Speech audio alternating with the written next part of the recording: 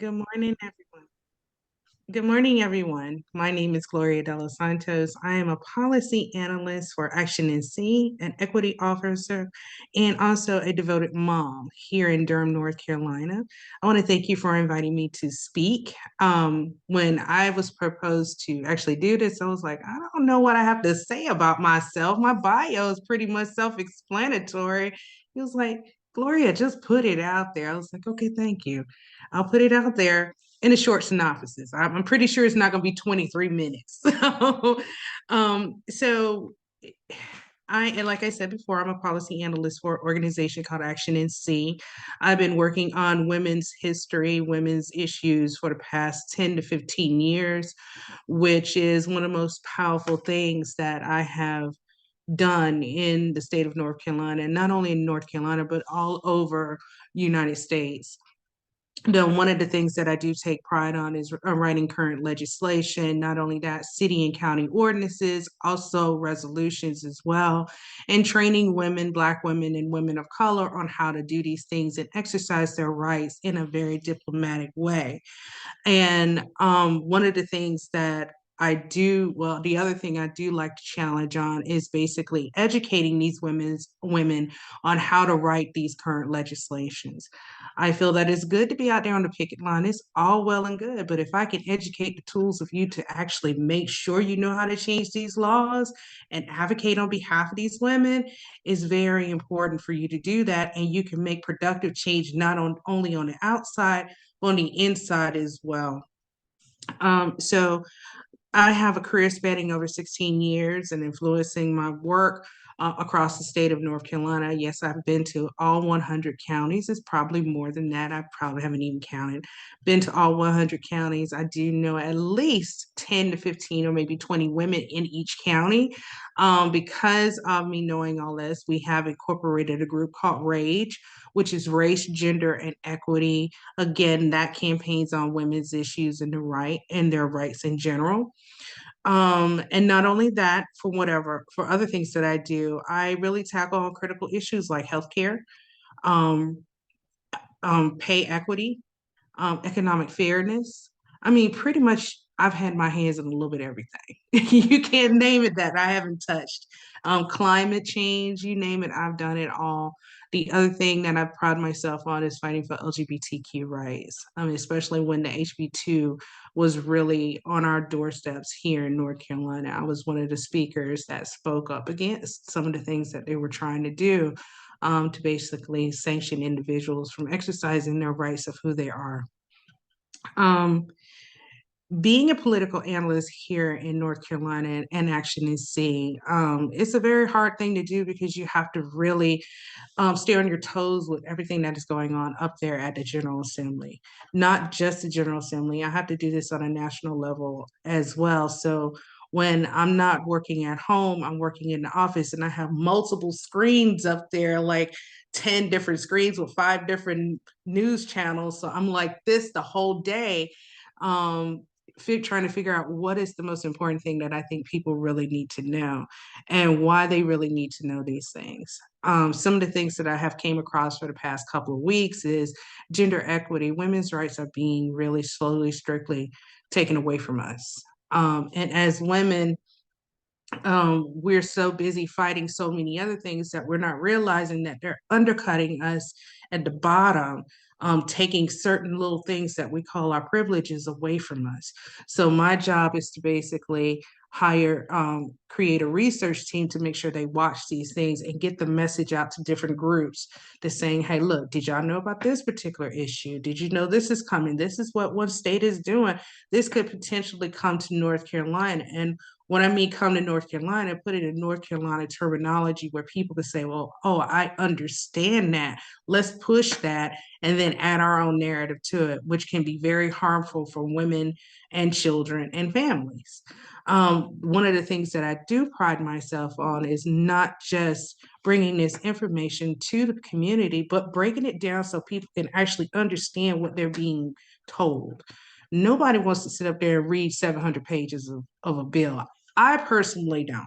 So my job is to go through there and just really pick it out with a fork and a fine-tooth comb and say, here's what they're trying to say in layman's term where you can currently understand it. This is how it actually um this is how it actually hurts you and your family, right? Even down to the dollars and the cents. To when you start talking about dollars and cents, people really start thinking, okay, that's going to hurt my pocket. This is how it's going to hurt my pocket. People are very critical about their pocket nowadays. Groceries cost too much, and that electric bill. And I know we've all seen Duke's bill. um, that electric bill is extremely too high. So what I do is I break it down to where people can clearly understand it, and where they can say, "This is how it affects me."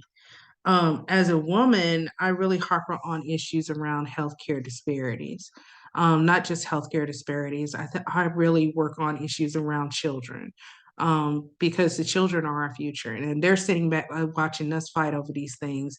What kind of role models are we actually for them? So whenever I go on Capitol Hill, especially with different groups, and we're talking about healthcare disparities, I really try to touch the base and the heart of that individual, regardless if they're in North Carolina or not. I really try to find someone within their district to be with me whenever I go up there, because my vote don't count. Their vote counts. And it's more better for them to hear somebody from somebody that comes from their county that votes for them or their state than me. So I really hopper on the numbers to where people can understand, like, this is the numbers. These are not statistics where I'm just fudging the numbers. No, here where these numbers come from a Republican side, from a Democratic side, and I make sure that those numbers meet right there in the middle. So it's not fudging. So people could say there's no fudging involved in this. This is really accurate. Um, and by doing that, I see a lot of people understand that this is a major issue. It's a big issue and it's very concerning. Currently, I am working with Duke. I'm do contract work with Duke around abortion care, abortion access, not only that, OBGYN access, basically women's health care, reproductive health care in general.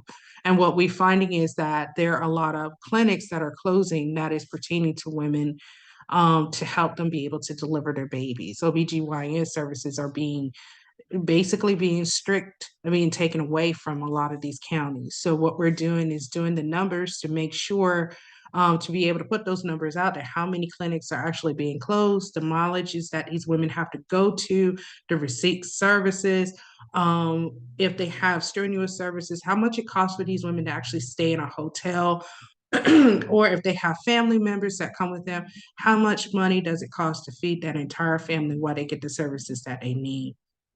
So we're in the middle of doing that across the state of North Carolina, because we're going to try to combat, with a lot of things that are being said, that it's justifiable that these clinics and these services need to be cut. And one of the counties that we're really focusing on right now is Cumberland County, because of the distance between Cumberland County and Duke Hospital here.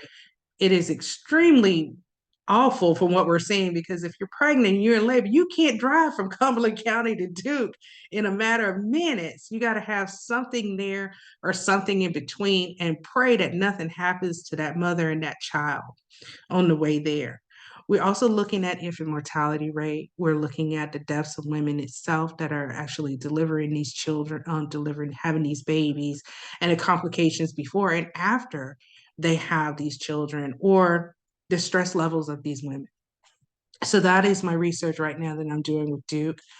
For action in C right now, we know there's not a whole lot going on at the General Assembly. There's some action, but it's not a whole lot, because it is called what I call political season. It's the season of the I wants and I need yous and all the lies. That's what I call it, the fabulous lies. So my job is to make sure to pull up their track record, their voting record on what they actually voted for, explain it to their congregation, their community, that this individual voted for this right here.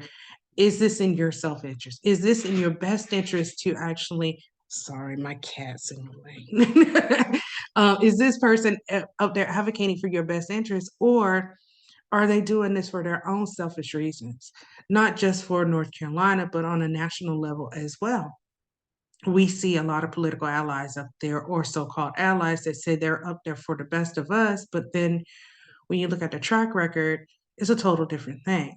So my job right now is to basically bring that record, that voting record up and really harper in on what's the most important thing that their constituency really needs to know. And also finding out where the dollars are going.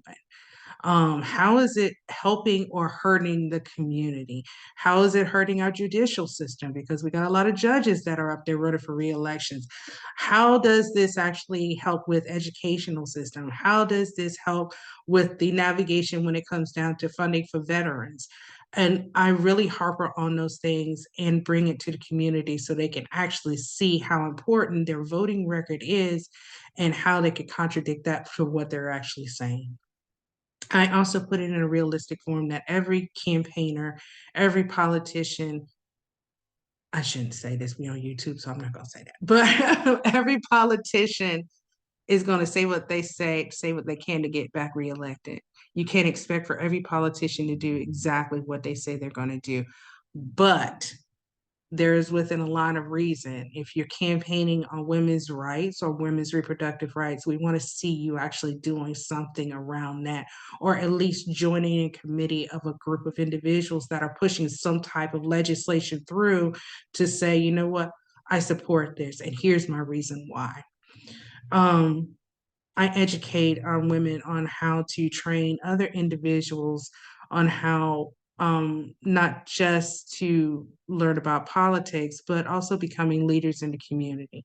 We know everyone cannot be a leader. Everyone don't want to be a leader. They just want to do the job, go home, be with their families.